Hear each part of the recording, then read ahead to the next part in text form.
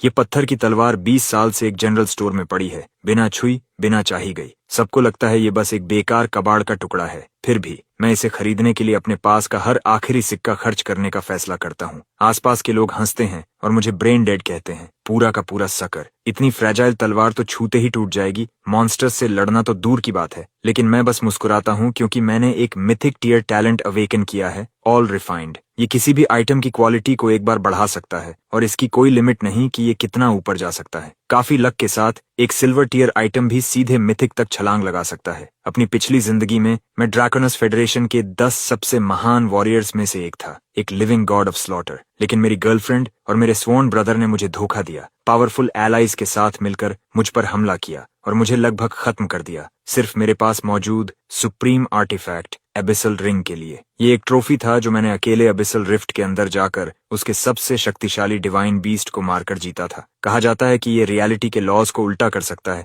यहाँ तक कि एक शैटर्ड बॉडी को भी फिर से बना सकता है। मौत के किनारे पर रिग्रेट और हेट्रेड मेरे अंदर बराबर मात्रा में उभरते हैं। अगर मुझे कभी एक और जिंदगी मिली तो मैं तुम सबको चीर कर रख दूंगा। जब मैं दोबारा अपनी आंखें खोलता हूँ तो खुद को फिर से 18 साल की उम्र में पाता हूँ। अवेकनिंग सेरेमोनी के दिन मेरी इंडेक्स फिंगर पर एक पिच ब्लैक रिंग है, उस पर बने एंशिएंट डिवाइन मार्किंग्स पहले ही फीके पड़ चुके हैं। एबिसल रिंग ने सच में समय के बहाव को उलट दिया है। मैं अपने अंदर उठ रहे विचारों के तूफान को दबाता हूँ। इस दूसरी जिंदगी में मैं हर रिग्रेट को बदल दूंगा और डैनियल और एग्निया अपनी जान से इसकी कीमत चुकाएंगे। होस्ट का किलिंग इंटेंट क्रिटिकल थ्रेशोल्ड तक पहुंच गया है। God slayer class system bind हो रहा है। Binding complete. 1 initial spin awarded. Use now. अगले ही पल मेरे दिमाग में एक स्पिनिंग व्हील उभरता है जिसमें लाखों छोटे चमकते स्लॉट्स हैं। सिर्फ एक सोच के साथ मैं इसे स्पिन करने का आदेश देता हूँ। नीडल तेजी से घूमती है और आखिर में एक गोल्डन स्लॉट पर रुकती है। कंग्रेचुलेशंस होस्ट, आपने मिथिक टैलेंट प्राप्त किया है, ऑल रिफाइंड। डंजन के अंदर मिलने वाला कोई भी लूट क्वालिटी में अपग्रेड किया जा सकता है। हर आइटम को सीधे या इनडायरेक्टली सिर्फ एक बार रिफाइन किया जा सकता है। मैं स्टन्ड रह जाता हूँ। ये मिथिक टैलेंट किसी भी आइटम की क्वालिटी को फ्रीली बढ़ा सकता है। इसकी शक्ति लगभग डरावनी है। मैं धीरे से अपनी आंखें बंद करता हूँ। मेरे दिमाग में एक स्टेटस पैनल उभरता है। Crest class unawaken talent, all refined gold tier skills, god slayer strike, legendary phantom step, legendary mastery, back to basics skills, total concealment, legendary eye of insight, legendary. इस पैनल को देखते हुए जो शांति मैंने खुद पर थोप रखी थी वो टूट जाती है। मेरी पिछली जिंदगी की कुछ स्किल्स मेरे साथ वापस आ गई हैं। उसी वक्त मेरे पीछे से एक साफ आवाज गूंजती है, क्रेस्ट, तुम्हें क्या लगता है तुम कौन सा क्लास अवेकन करोगे? मैं मुड़ता हूँ और एक पल के लिए मेरी सांस रुक जाती है। एक लड़की सफेद कपड़ों में खड़ी है, नाजुक फीचर्स, एक जेंटल स्माइल, सिर थोड़ा सा एक तरफ झुका हुआ। उसकी आंखों में एक शांत रोशनी है, बिल्कुल वैसी ही जैसी मुझे याद है। ये राइली है, मेरी डेस्क मेट। मेरी नजर तुरंत नरम पड़ जाती है। मेरी पिछली जिंदगी के आखिरी पल अभी भी मेरे दिमाग में साफ है। जब मैं हर दिशा से लीथल अटैक्स का सामना कर रहा था, राइली ही एक थी जो बिना अपनी जान की परवाह किए मेरे सामने खड़ी हो गई थी। उसी पल मुझे समझ आया, वही एक थी जिसने मुझे शुरू से अंत तक प्यार किया। वो बिना किसी रिग्रेट के अपनी जान देने को तैयार थी। उसे अब देखकर मेरे अंदर हजारों विचार उमड़ पड़ते हैं। मेरे पास कहने के लिए बहुत कुछ है और शुरुआत कहाँ से करूं ये नहीं पता। मेरी जलती हुई नजरों के नीचे राइली के गाल गुलाबी हो जाते हैं। तुम मुझे ऐसे क्यों देख रहे हो? उसे लंबे समय से मेरे लिए फीलिंग्स थीं और उसने कई बार इशारे भी किए थे, लेकिन मैंने हमेशा उसे नजरअंदाज किया। उसे पता था कि मेरी नजर सिर्फ स्कूल ब्यूटी एग्निया पर थी। मिस्टर स्टोनफेस, अब जाकर इस लड़की को नोटिस कर रहे हैं? तुम्हें बताने में बहुत देर हो गई। वो अपने हाथ कमर पर रखकर प्लेफुल अंदाज में मुस्कुराती है। धूप में उसका चेहरा चमकता हुआ लगता है, लेकिन जो वो एक्सपेक्ट नहीं करती वो मैं अगला करता हूँ। मैं आगे बढ़ता हूँ और उसे कसकर गले लगा लेता हूँ। राइली वहीं जम जाती है। उसका पूरा शरीर हल्का कांपता है, उसकी आंखें चौड़ी हो जाती हैं और लाल हो जाती हैं। वो लगभग अपना संतुलन खो देती है। क्या तुम क्या कर रहे हो? मैं उसे धीरे से छोड़ देता हूँ, चेहरे पर एक हल्की मुस्कान के साथ। मेरा अवेकनिंग बहुत डरावना होने वाला है। फिर मैं मुड़ जाता हूँ। हजारों शब्द मेरे सीने में भरे हैं, लेकिन मैं एक भी बाहर नहीं आने देता। राइली का चेहरा लाल हो जाता है। वो थोड़ा सिर झुकाकर मेरी पीठ की तरफ चोरी से देखती है, अभी भी पूरी तरह संभली नहीं है। अगला, Daniel, hidden combat class, armour breaker, इनेट attribute rank, 8 stars. Teacher की अनाउंसमेंट भीड़ में हलचल मचा देती है। 8 स्टार टैलेंट और एरन फॉल फर्स्ट एकेडमी में साल की शुरुआत में ही एक मिल गया। सिर्फ स्टूडेंट्स ही नहीं, लीडरशिप सीट्स पर बैठे फैकल्टी मेंबर्स भी खुलकर खुश होते हैं। एक्सीलेंट, साल की क्या शुरुआत है। मैं स्टेज पर खड़े डेनियल को देखता हूँ। मेरा चेहरा पूरी तरह अनरीडेबल था। उसका अवेकनिंग बिल्कुल मेरी पास्ट लाइफ जैसा ही है। उसका परिवार ड्रैकोनस फेडरेशन के सबसे पावरफुल परिवारों में से एक है। उन्होंने उस पर एंडलेस रिसोर्सेज खर्च किए, उसे असाधारण ऊंचाइयों तक धकेला और उसमें मेरा भी हाथ था। मेरी पास लाइफ में इस बार मुझे उसे शुरुआत से ही कुचलना होगा। इस खून के कर्ज को चुकाना ही होगा। अब राइली की बारी है। वह स्टेज तक जॉग करती हुई जाती है और अवेकनिंग मोनोलिथ पर अपना हाथ रखती है। एक हल्की ग्रे मिस्ट उठती है और धीरे धीरे एक एंशिएंट साइथ में बदल जाती है जिस पर पुराने रूनिक इंस्क्रिप्शंस बने हैं। Hidden combat class, soul summoner, innate rank 7 stars. पूरा हॉल फिर से गूंज उठता है। किसी ने उम्मीद नहीं की थी कि इतनी जेंटल फेस वाली लड़की इतना डार्क और वायलेंट कुछ अवेकन करेगी। फिर मेरी बारी आती है। मैं अवेकनिंग मोनोलिथ तक जाता हूँ, धीरे से सांस लेता हूँ और अपना हाथ उस पर रख देता हूँ। अगले ही पल दुनिया बदल जाती है। एक टेरिफाइंग एनर्जी सर्ज बाहर फूट पड़ती है जैसी पहले कभी नहीं देखी गई। हर स्टूडेंट और टीचर शॉक में आ जाता है। लीडरशिप रो में बैठे फैकल्टी मेंबर्स, 10 से ज्यादा लोग विजिबली कांपने लगते हैं। क्या ये 9 स्टार्स से ऊपर का टैलेंट हो सकता है? मैं खुद भी हैरान हूँ। मेरा ओरिजिनल स्टार्टिंग क्लास असैसिन होना चाहिए था, लेकिन जो फिनोमिनन मेरे आसपास हो रहा है वो किसी भी ऑर्डिनरी असैसिन के बस की बात नहीं। तभी सिस्टम जवाब देता है, a new class has been bound to you. हवा में भरी टेरिफाइंग एनर्जी इकट्ठा होती है और कंप्रेस होकर एक लॉन्ग सोर्ड का शेप लेने लगती है। उसकी 3 फुट ब्लेड के आसपास की स्पेस में हेयरलाइन क्रैक्स पड़ने लगते हैं। Awakening complete. Mythic class, blade saint. मेरा सिर घूमने लगता है। ये मिथिक है, लेजेंडरी से एक पूरा टियर ऊपर। इतिहास में किसी ने भी शुरुआत में मिथिक क्लास अवेकन नहीं किया। शायद मैं ही पहला हूँ। मैं तुरंत अपना passive skill total concealment activate करता हूँ और अपने ब्लेड सेंट क्लास को एक सिमिलर साउंडिंग सोर्ड चैनलर में डिस्गाइज कर देता हूँ। मैं किसी को नहीं बता सकता कि मैं असल में क्या हूँ। इससे जो ट्रबल आएगा वो वर्थ नहीं है। अवेकनिंग मोनोलिथ के आसपास का फिनोमिनन शांत हो जाता है और एक सॉलिड लॉन्ग सोर्ड में कंडेंस हो जाता है। हर स्टूडेंट और फैकल्टी मेंबर उस मैसिव इथीरियल ब्लेड को घूर रहा है जो आसमान में सस्पेंडेड है। पूरा कैंपस एकदम साइलेंट हो जाता है। कुछ देर बाद अवेकनिंग टीचर मुश्किल से रिजल्ट अनाउंस करता है। Crest, इनेट attribute rank 10 stars. जैसे ही ये शब्द गिरते हैं हॉल फट पड़ता है। 10 स्टार्स? ये बच्चा आखिर किस तरह का मॉन्स्टर है? मैंने सोचा था डेनियल का 8 स्टार आर्मर ब्रेकर ही इंसेन था, और अब ये एक परफेक्ट 10 स्टार्स। टीचर आगे बोलता है, हिडन क्लास, सोर्ड चैनलर। हॉल एक पल के लिए शांत हो जाता है, फिर दोबारा एक्सप्लोड कर उठता है। कोई वे नहीं। मुझे लगा ये सोर्ड्समैन होगा। ये सोर्ड चैनलर कैसे हो सकता है? उफ, एनवी से मर ही गया था। कम से कम सोर्ड चैनलर उन मैक्स्ड आउट स्टैट्स को बैलेंस कर देता है। भीड़ मिक्स्ड फीलिंग्स के साथ बड़बड़ाने लगती है। सरफेस पर सोर्ड चैनलर सोर्ड्समैन जैसा लगता है, लेकिन असल में दोनों बहुत अलग हैं। सोर्ड्समैन एक प्योर मेले क्लास है, जबकि सोर्ड चैनलर क्लोज और लॉन्ग रेंज दोनों में एक्सेल करता है। ये एक हिडन क्लास है जो फिजिकल और मैजिकल अटैक्स दोनों को साथ में डेवलप करता है, लेकिन इसकी सबसे बड़ी कमजोरी साफ है। ये शुरुआत में बहुत कमजोर होता है। ड्यूअल कल्टीवेशन में स्टैंडर्ड क्लास से कहीं ज्यादा एट्रीब्यूट इन्वेस्टमेंट चाहिए होता है, इसलिए अर्ली स्टेजेस में सोर्ड चैनलर एक ऑर्डिनरी सोर्ड्समैन से काफी पीछे रह जाता है। मैं अपना एक्सप्रेशन फ्लैट रखता हूँ। अगर मेरा असली क्लास ब्लेड सेंट सामने आ गया तो उसके कॉन्सिक्वेंसेस डबल एज्ड सोर्ड होंगे। ये रिस्क मैं नहीं ले सकता। फैकल्टी सीट्स भी उतनी ही जोर से गूंज रही हैं। गुड हेवंस, एक हिडन क्लास और 8-10 स्टार एट्रीब्यूट्स। आर्नफॉल सिटी में ऐसा टैलेंट दशकों में नहीं मिलेगा। हाँ, सोर्ड चैनलर शुरुआत में वीक होता है, लेकिन लेट गेम में इसकी पोटेंशियल इमेंस होती है। बस इसे पीक तक पहुंचने के लिए इनॉर्मस रिसोर्सेज चाहिए। डायरेक्टर होल्टन, स्कूल वॉल्ट में जाओ और तुरंत एक मैरो एसेंशन पिल लेकर आओ। मैं इसे स्टूडेंट को रिवॉर्ड के तौर पर दे रहा हूँ। प्रिंसिपल ग्रेसन का एक्सप्रेशन गंभीर है। वो डिसाइसिवली अपना हाथ हिलाते हैं। जैसे ही मैं स्टेज से नीचे उतरता हूँ, मैं देखता हूँ डैनियल और एग्निया मुझे घूर रहे हैं, विजिबली शेकन। डैनियल की मुट्ठियां भींची हुई हैं, उसकी आंखें डार्क हैं। वो डैनियल फैमिली का एल्डेस्ट सन है। उसे स्कूल का सबसे टैलेंटेड पर्सन होना था और मैंने उससे सब कुछ छीन लिया। वह झुकता है और आग्ना के कान में कुछ फुसफुसाता है। उसकी आंखें चौड़ी हो जाती हैं। क्या तुम इस बारे में श्योर हो? रिलैक्स, तुम्हें इसे ज्यादा देर तक सहना नहीं पड़ेगा। ज्यादा से ज्यादा कुछ साल, जब तक हम उससे जितना निकाल सकते हैं निकाल लें, फिर किसी डंजन के अंदर मौका ढूंढकर उसे खत्म कर देंगे। एजी धीरे से सिर हिलाती है। उसके चेहरे पर एक ठंडी मुस्कान फैल जाती है। मैं ये सब देखता हूँ। दूरी इतनी ज्यादा है कि एक शब्द भी सुन नहीं सकता, लेकिन मुझे जरूरत भी नहीं है। मुझे पहले से सब पता है। जब उन्हें लगता है कि मैं उनकी तरफ देख रहा हूँ तो वो इसे ग्रीटिंग समझ लेते हैं। डैनियल तो मुस्कुराते हुए हाथ भी हिलाता है। हर एंगल से इनोसेंस की तस्वीर। एग्निया अपने बाल झटकती है और मुझे एक फ्लर्टेशियस विंक देती है, लेकिन अंदर से वो सिर्फ कंटेम्प्ट से भरी है।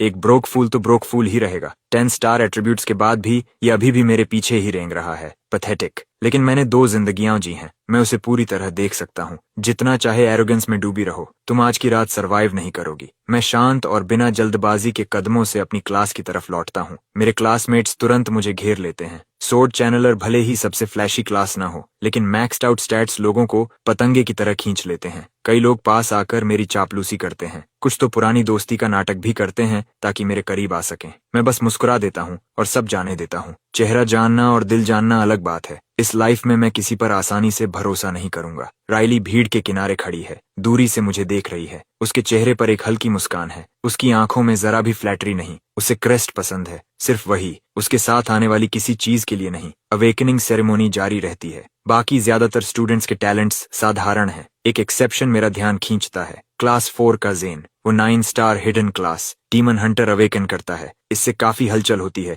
लेकिन मेरे 10 स्टार्स के सामने इवन 9 स्टार भी वैसी लहर नहीं बना पाता। मैं जेन को ध्यान से देखता हूँ, सोच में डूबा हुआ। मेरी पास्ट लाइफ में वो बिगिनर डंजन के अंदर मर गया था। अवेकनिंग सेरेमोनी खत्म होने के बाद मैं अपने डॉर्म में लौटता हूँ और अपना पर्सनल स्टेटस पैनल खोलता हूँ। Crest level 1, class blade saint, mythic tier, words only, strength 10, constitution 10, agility 10, spirit 10, luck 10, talent all refine, primal sword soul, skills god slayer strike, total concealment, phantom step, eye of insight. यही होता है 10 star full attributes का मतलब। हर stat 10 से शुरू होता है। Level 1 पर ही कुल 50 पॉइंट्स। मेरे बेस स्टैट्स पहले से ही लेवल 5 के अवेकेंट फाइटर्स के बराबर हैं। मैं अपने पैनल में एक एडिशनल टैलेंट नोटिस करता हूँ, प्राइमल सोर्ड सोल। जैसे ही मैं पढ़ता हूँ कि ये क्या करता है, मेरी सांस रुक जाती है। ये मुझे किसी भी सोर्ड स्किल को सीखने की अनुमति देता है, बिना किसी प्री रिक्विजिट के। सभी सोर्ड स्किल्स का डैमेज, स्पीड और मास्टरी ग्रोथ 300% बढ़ जाता है, और ये इफेक्ट मेरे रैंक बढ़ने के साथ और मजबूत होता जाता है। मैं उन नंबर्स को अविश्वास से देखता हूँ।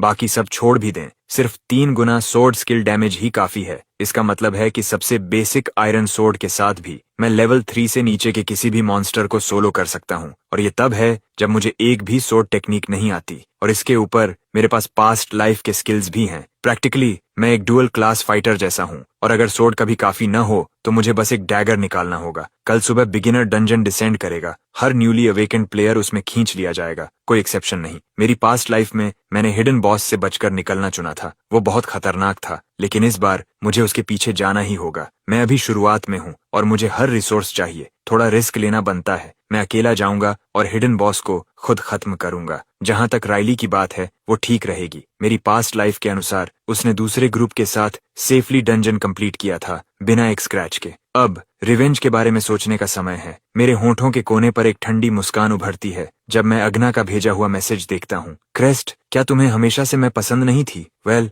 मैंने अपना मन बदल लिया है। मैं खुद से मुस्कुराता हूँ, बिल्कुल वैसे ही जैसे मेरी पास्ट लाइफ में हुआ था। शब्द शब्द ये मैसेजेस, यही वो चीज थी जिसने उसी रात हमारे रिलेशनशिप को कंफर्म किया था। मैं तुरंत रिप्लाई टाइप करता हूँ, टुनाइट मेन बिल्डिंग की रूफटॉप, अकेले आना। मैसेज भेजने के बाद मैं कैंपस से निकलता हूँ और अपनी याददाश्त के सहारे सीधे एक वेपन शॉप की तरफ बढ़ जाता हूँ। अपने पास्ट लाइफ से मुझे पता है कि इस शॉप में एक स्टोन लॉन्ग स्वॉर्ड मौजूद है। बाहर की पत्थर जैसी परत को तोड़ते ही अंदर छिपी असली ब्लेड सामने आ जाती है। ये एक सिल्वर टियर लॉन्ग स्वॉर्ड है, लेकिन इसकी खुरदरी बाहरी शक्ल ने अब तक किसी को इसकी असली कीमत समझने नहीं दी। मुझे इसे किसी और से पहले हासिल करना होगा। जैसे ही मैं पहुंचता हूं, वहां पहले से मौजूद स्टूडेंट्स के बीच हल्की हल्की फुसफुसाहट फैल जाती है। वे एक दूसरे को देखते हैं और धीमे स्वर में बात करते हैं। मैं सबको नजरअंदाज करते हुए सीधे काउंटर की तरफ बढ़ जाता हूँ। तभी करीब मिड-20s की एक युवा महिला भीड़ से बाहर निकलती है और मेरा रास्ता रोक लेती है। उसने गोल्ड रिम ग्लासेस पहन रखे हैं और उसके व्यक्तित्व में एक सधा हुआ आत्मविश्वास और शाही एलिगेंस झलकता है।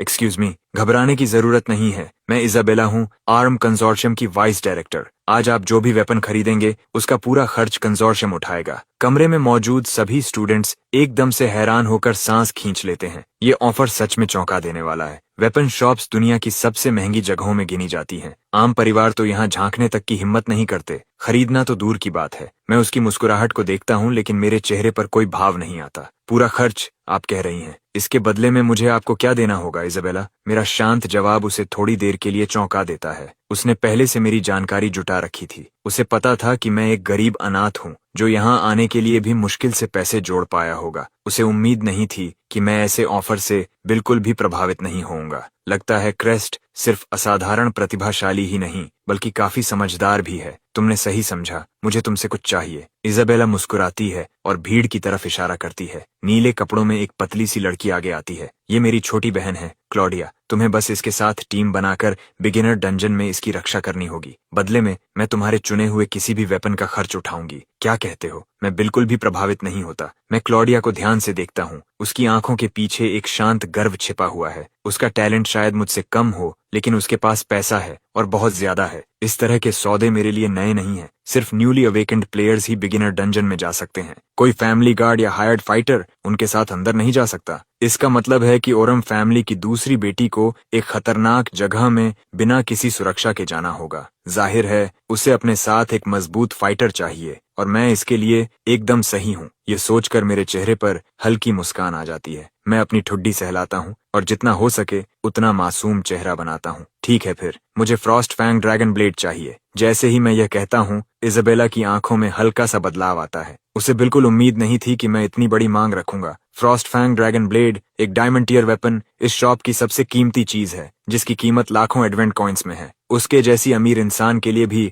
इसे तुरंत खरीद पाना आसान नहीं है। उसने सोचा था कि एक सिल्वर टियर वेपन मेरे जैसे साधारण और गरीब स्टूडेंट के लिए काफी होगा। आसपास खड़े स्टूडेंट्स एक दूसरे को हैरानी से देखते हैं। क्या यह सच में गंभीर है? ये बहुत बड़ी मांग है। हाँ, स्टैट्स के हिसाब से ये टॉप न्यू टैलेंट है, लेकिन इसका क्लास सोर्ड चैनलर है, जो शुरुआती स्टेज में काफी कमजोर माना जाता है। ये डायमंड टियर वेपन है और सवाल ये है कि क्या यह इसे इस्तेमाल भी कर पाएगा या नहीं। इजाबेला की आंखों में हल्की सी झुंझलाहट चमकती है। मैंने उसे सबके सामने मुश्किल स्थिति में डाल दिया था। उसका चेहरा सख्त हो जाता है। क्या तुम सच में गंभीर हो? मैं उसकी आंखों में सीधे देखते हुए मासूमियत से सिर हिलाता हूँ। बिल्कुल, इसमें क्या गलत है? मेरा यह व्यवहार उसके अंदर गुस्सा पैदा करता है, लेकिन वह इसे जाहिर नहीं होने देती। एक बिजनेस वुमन के लिए फायदा और नुकसान का संतुलन ही सबसे जरूरी होता है। उसके परिवार के पास पैसा है, लेकिन असीमित नहीं कि वह यूं ही खर्च कर सके। आखिरकार वह हल्की सी सांस छोड़ती है। मुझे माफ करना क्रिस्ट, क्या तुम कुछ और चुन सकते हो? फ्रॉस्ट फैंग ड्रैगन ब्लेड बहुत ज्यादा महंगी है। सच कहूं तो मुझे नहीं लगता कि तुम्हारी मौजूदा ताकत इतनी बड़ी इन्वेस्टमेंट को सही ठहराती है। अगर तुम सिल्वर टियर वेपन चुनो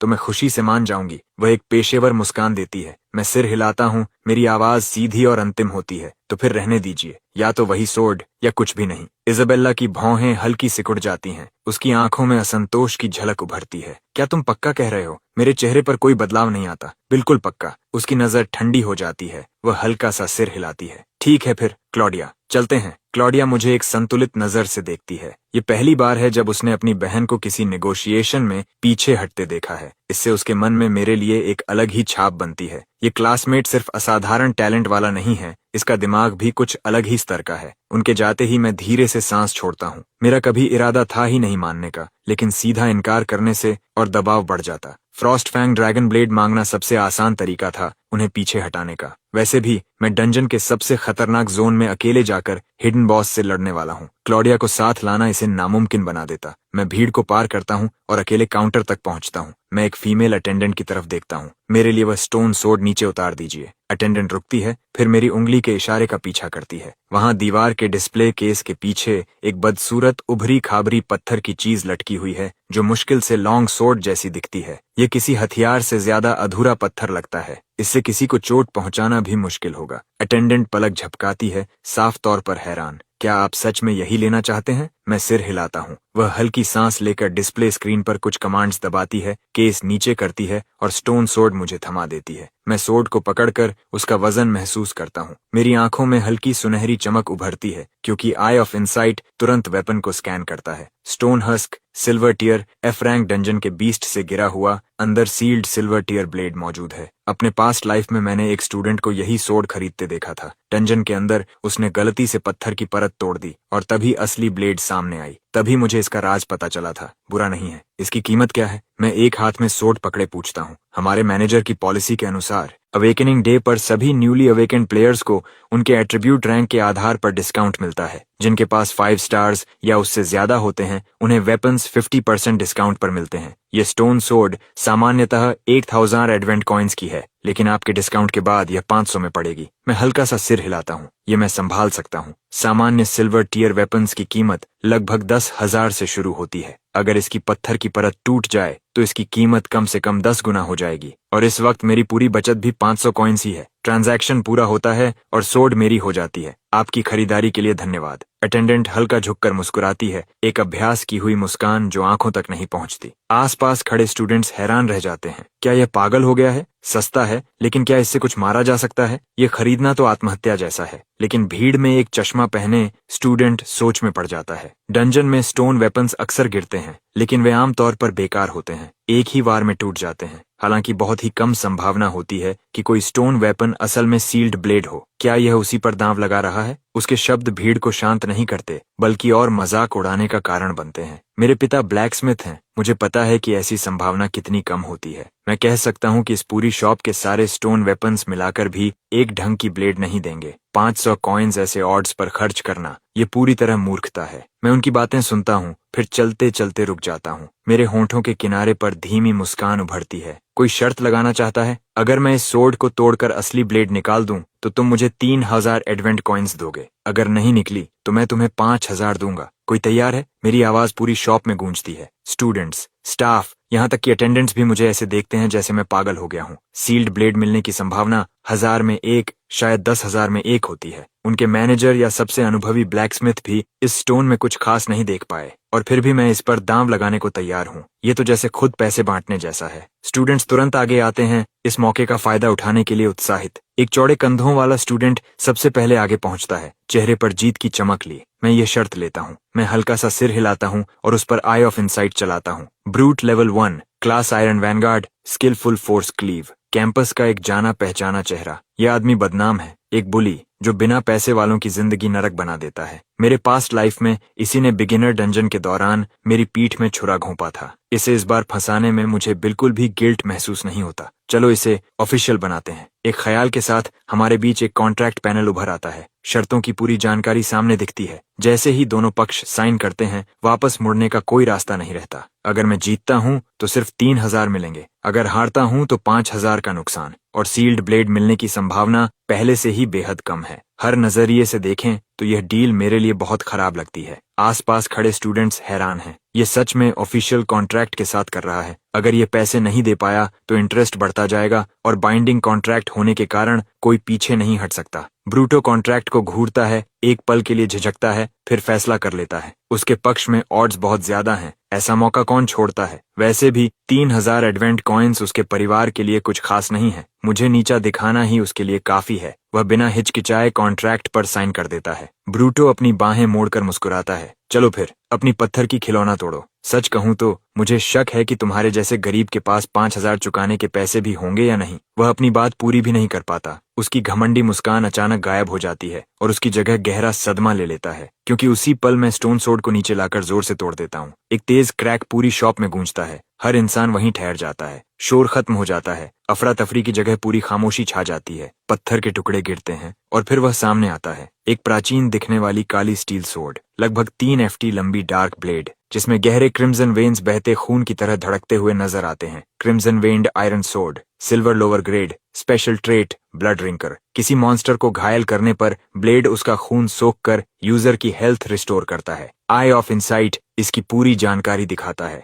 मैं पूरी तरह संतुष्ट हूँ। एक ऐसा वेपन जो हर वार के साथ मुझे हील करता है, जैसे हर लड़ाई में मेरे साथ एक पर्सनल मेडिक हो। आसपास खड़े सभी लोग जैसे बिजली गिरने से जड़ हो गए हों। लंबी खामोशी के बाद एक स्टूडेंट बोल पाता है, इसने सच में सील्ड ब्लेड निकाल ली, और दिखने से यह कम से कम सिल्वर टीयर है। ब्रूटो का चेहरा इसे देखते ही पीला पड़ जाता है। वह अनजाने में एक कदम पीछे हटता है, समझ ही नहीं पाता कि क्या हुआ। यह नामुमकिन है। वह लंबे और भारी विराम के बाद बोलता है, उसने सोचा था कि यह उसका जीतने का पल होगा, लेकिन वह पूरी तरह खेला जा चुका है। मैं शांत चेहरा बनाए रखता हूँ और उसकी तरफ हाथ बढ़ाता हूँ, जैसे यह परिणाम पहले से तय था। पैसे दो ब्रूटो। वह दांत पीसता है और मुश्किल से बोलता है, लकी ब्रेक। फिर वह अपने अकाउंट से 3000 एडवेंट कॉइन्स मेरे अकाउंट में ट्रांसफर कर देता है। इससे बचने का कोई रास्ता नहीं है। एक साइंड कॉन्ट्रैक्ट इस दुनिया में कानून के बराबर होता है। सबसे ताकतवर लोग भी इसे तोड़ नहीं सकते। पेमेंट मिस करने पर इंटरेस्ट हर सेकंड बढ़ता है। उसके पास अभी देने के अलावा कोई विकल्प नहीं। मैं वेपन शॉप से आराम से बाहर निकलता हूँ।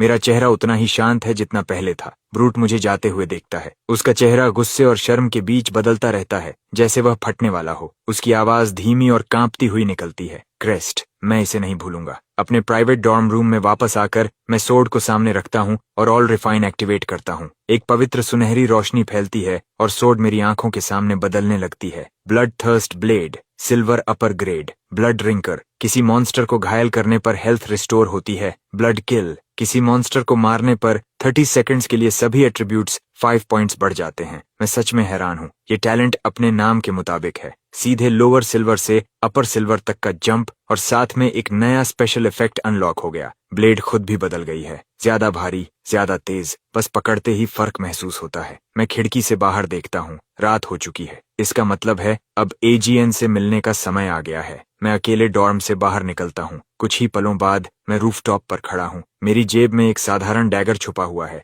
गॉड स्लेयर स्ट्राइक अपनी पूरी ताकत डैगर के साथ दिखाता है। सोर्ड के साथ इसका पावर काफी कम हो जाता है। मैं आग्ना को अपने सबसे ताकतवर मूव से खत्म करने वाला हूँ। क्रेस्ट, क्या तुम्हें सच में इतनी सुनसान जगह चुननी थी? आग्ना एक स्लीक ब्लैक ड्रेस में आती है। उसकी बेचैनी मुश्किल से छिप रही है। मैंने कहा था कि मैंने अपना मन बदल लिया है, लेकिन पहले मैं तुम्हें एक ट्रायल पीरियड से गुजरने दूंगी, फिर फैसला करूंगी। सब कुछ इस पर निर्भर करेगा कि तुम कैसा परफॉर्म करते हो। वह धीमी चालाक मुस्कान के साथ बात खत्म करती है। मैं अंदर ही अंदर ठंडा हंसता हूँ। ट्रायल पीरियड, असल में इसका मतलब है मुझे एक आज्ञाकारी नौकर की तरह इस्तेमाल करना, दिन रात डंजन में लड़ना और फिर ज्यादातर रिवॉर्ड्स उसे दे देना। अब पीछे मुड़कर देखता हूँ तो मैं पूरी तरह बेवकूफ था। मैंने अपनी कमाई का लगभग सब कुछ उसे दे दिया था। चांदनी के नीचे मेरी मुस्कान अब खून की प्यास से भरी लगती है और अग्निया इसे महसूस कर लेती है। उसकी रीढ़ में सिहरन दौड़ जाती है। तुम ऐसे क्यों मुस्कुरा रहे हो? उसे महसूस होता है कि मेरे अंदर कुछ बदल गया है, कुछ ऐसा जिसे वह समझ नहीं पा रही। मैं बिना किसी भाव के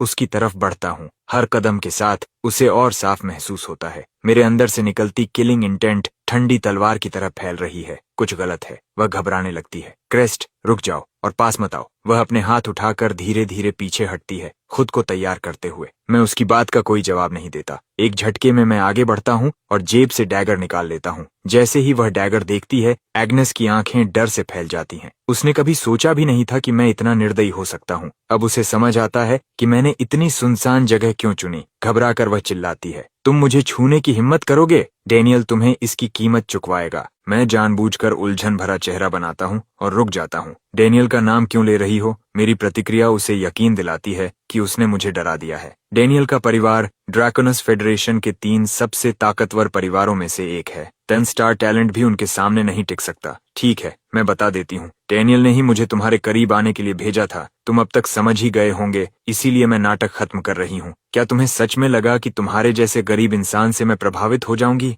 और तुम मुझे मारना चाहते हो? कितना हास्यास्पद है। सिर्फ डेनियल का नाम लेना ही तुम्हें रोकने के लिए काफी है। वह घमंड से भरी खड़ी रहती है। उसकी मुस्कान ठंडी और निर्दयी है, लेकिन उसे जो मिलता है वह उसकी उम्मीद से बिल्कुल अलग है। मैं न कांपता हूँ न हिचकिचाता हूँ। मेरी आवाज पूरी तरह शांत होती है। अच्छा, मरने के लिए तैयार हो? वह एकदम स्थिर हो जाती है। उसे लगा था कि उसका नाम मुझे रोक देगा, इसलिए उसने इतने जहरीले शब्द बोले। हिम्मत है तो करके दिखाओ। वह अपनी बात पूरी भी नहीं कर पाती। मैं हरकत करता हूँ। मेरा पूरा शरीर खून जैसे लाल प्रकाश की एक लकीर बन जाता है, एक भयानक लहर जो आग्ना को एक पल में निगल लेती है। उसे लगता है जैसे वह खून के समुद्र और लाशों के पहाड़ों में डूब गई हो। चारों तरफ चीखती आत्माओं की आवाज गूंज रही हो। ब्लेड उसकी गर्दन पर एक सीधी रेखा खींच देता है। उसकी आंखों में सिर्फ अविश्वास बचता है। उसका सारा घमंड एक पल में खत्म हो जाता है। उसका शरीर गिर जाता है। मैं उसके शरीर की तरफ देखता हूँ। मेरे अंदर एक अजीब संतोष है और उसके नीचे गहरी थकान। मेरा दिमाग धुंधला होने लगता है। स्पिरिट एनर्जी खत्म होने के संकेत। गॉड स्लेयर स्ट्राइक अभी भी बहुत महंगा है। मेरे मौजूदा लेवल पर मैं इसे पूरी ताकत से इस्तेमाल भी नहीं कर सकता। थोड़ी देर आराम करने के बाद मैं झुकता हूँ और एग्नेस की जेब से उसका फोन निकालता हूँ। मैं हमारे बीच के सारे मैसेजेस डिलीट करता हूँ, फिर फोन को अपने हाथ में तोड़ देता हूँ। जैसे ही मैं डॉर्म में वापस आता हूँ, दरवाजे के बाहर एक बॉक्स रखा मिलता है जिसके ऊपर प्रिंसिपल ग्रेसन के साइन वाला लेटर है। बॉक्स के अंदर 2 चीजें हैं, मैरो एसेंशन पिल, गोल्ड, मिड ग्रेड। इसे लेने पर शरीर को अंदर से साफ करता है और फिजिकल एट्रीब्यूट्स बढ़ाता है। हर व्यक्ति पर सिर्फ एक बार असर करता है। मौजूदा कीमत 200,000 advent coins. Serpent scale shadow armour silver mid grade, एक मास्टर आर्मर स्मिथ द्वारा बनाया गया, पहनने पर फुसफुसाहट जितना शांत और क्लॉज, ब्लेड्स व अन्य शार्प अटैक्स को रोकने में सक्षम। कीमत 5000 एडवेंट कॉइन्स। मेरी आंखें तेज हो जाती हैं। ग्रेसन बिल्कुल भी कंजूसी नहीं करता। सिर्फ मैरो असेंशन पिल ही नहीं बल्कि एक डिफेंसिव आर्मर भी देता है। वह साफ तौर पर मेरी सुरक्षा में पूरा निवेश करना चाहता है। दुर्भाग्य से ये दोनों आइटम्स प्राइमारा के स्मिथ्स और एल्केमिस्ट्स द्वारा बनाए गए हैं,